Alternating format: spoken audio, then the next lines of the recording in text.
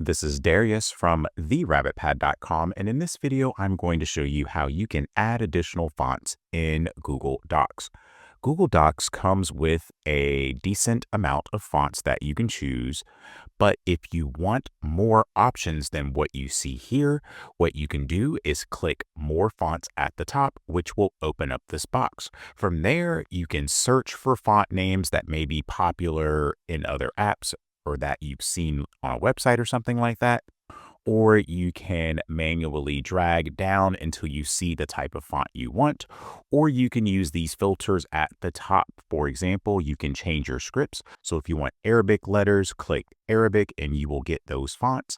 You can also filter for types of fonts. So if you want more display fonts or you want more handwriting looking fonts, you can filter for those different types of fonts.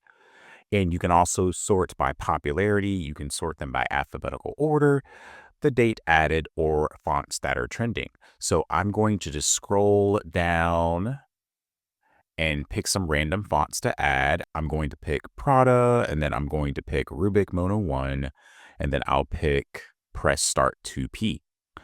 You'll see that these fonts will appear here on the right. And once you have selected the fonts that you want to add, click OK. And now those fonts will appear in your list of fonts here. So let's say I want to change this paragraph to the Press Start font.